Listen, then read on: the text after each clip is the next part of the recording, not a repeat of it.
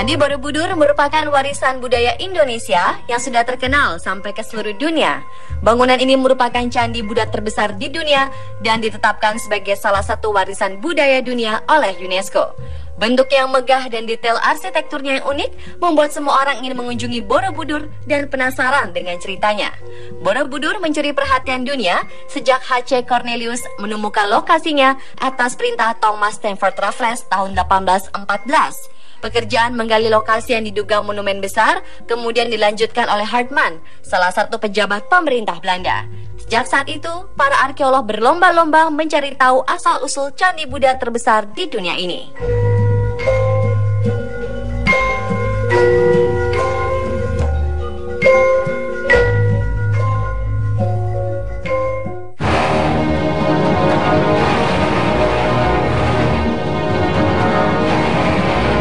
Banyak sekali misteri yang belum terkuak tentang Borobudur. Apa sebenarnya nama asli Borobudur?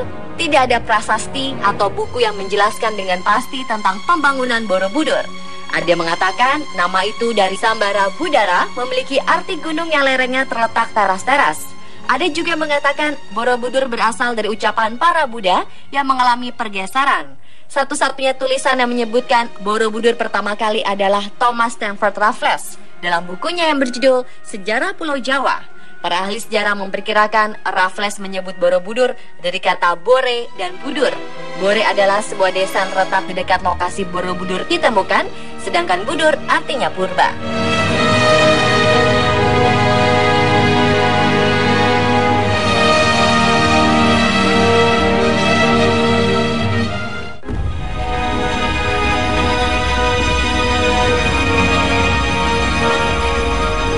Borobudur diperkirakan dibangun pada tahun 750 Masehi oleh kerajaan Shailendra yang pada waktu itu menganut agama Buddha. Pembangunan ini sangat misterius karena manusia pada abad ke-7 belum mengenal perhitungan arsitektur yang tinggi. Tetapi Borobudur dibangun dengan perhitungan yang canggih. Hingga kini, tidak satu pun yang bisa menjelaskan bagaimana cara pembangunan Candi Borobudur ini. Sudah banyak ilmuwan dari seluruh penjuru dunia yang datang, namun tidak satu pun yang berhasil mengungkapkan misteri pembangunan Borobudur. Salah satu pertanyaan yang membuat para peneliti penasaran adalah dari mana asal batu-batu besar yang ada di Candi Borobudur dan bagaimana menyusunnya dengan presisi dan arsitektur yang sangat rapi. Ada yang memperkirakan batu itu berasal dari Gunung Merapi. Namun bagaimana membawanya dari Merapi menuju lokasi candi, mengingat lokasinya berada di atas bukit.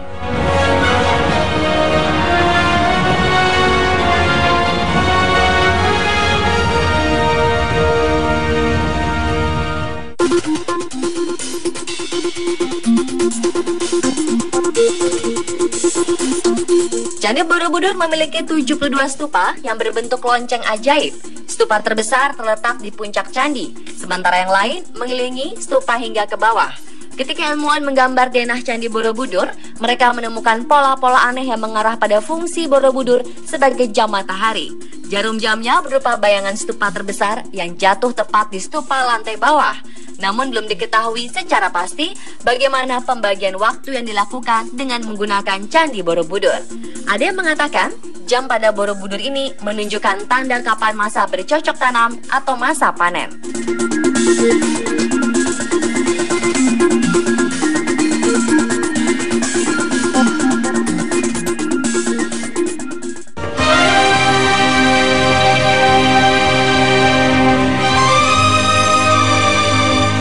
Dalam rangkaian arsitektur Candi Borobudur, jika diamati secara matematik, ada misteri menarik yang mengarah pada angka 1.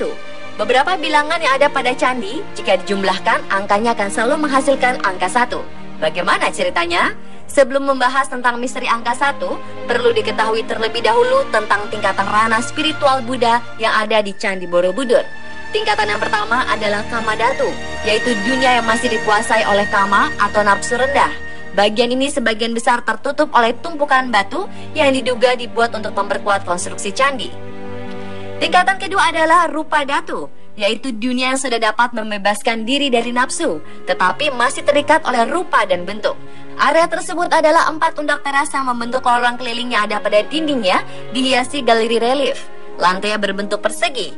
Pada 4 lorong itu ada 1.400 gambar relief. Panjang relief seluruhnya 2,5 km dengan 1.212 panel dekoratif. Tingkatan ketiga adalah Arupa Datu, merupakan tingkatan tertinggi yang melambangkan ketiadaan wujud yang sempurna. Pada area ini, denah lantai berbentuk lingkaran yang melambangkan manusia sudah bebas dari segala keinginan dan ikatan bentuk dan rupa, namun belum mencapai nirwana. Pertama, Candi Borobudur memiliki 10 tingkatan. Jika dijumlahkan, hasilnya menjadi 1 ditambah 0 sama dengan 1. Angka 1 lainnya muncul pada area Arupa Datu. Area ini adalah area 4 tingkat paling atas candi. Pada tingkat pertama terdapat 1 candi, tingkat kedua terdapat 16 candi, tingkat ketiga terdapat 24 candi, tingkat keempat terdapat 32 candi. Jumlah candi pada area Arupa Datu ada 73 buah. Angka 73 bila dijumlahkan yaitu 7 dan 3, hasilnya adalah 10. Dan jika dijumlahkan lagi, 1 dan 0 hasilnya 1.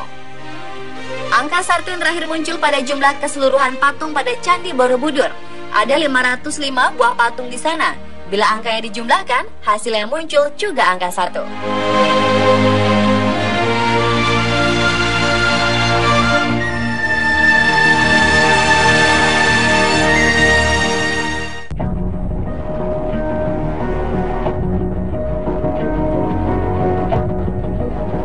Misteri tentang adanya Danau Purba muncul ketika Watch Nieuwenkamp, seorang seniman Belanda, mengajukan sebuah teori bahwa dulunya dataran Kedu, tempat Borobudur berdiri, merupakan sebuah danau.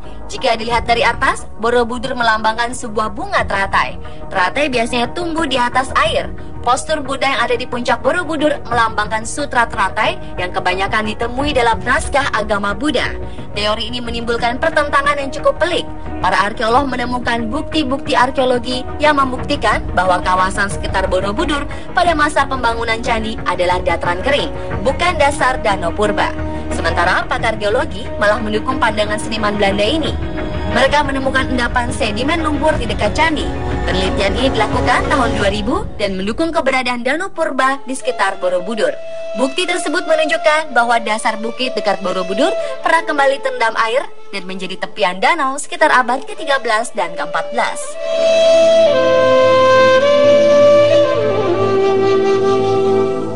Pemirsa, itulah penjelasan lebih dalam tentang misteri Candi Borobudur yang membuktikan bahwa nenek moyang kita mampu membangun sebuah karya megah sepanjang masa.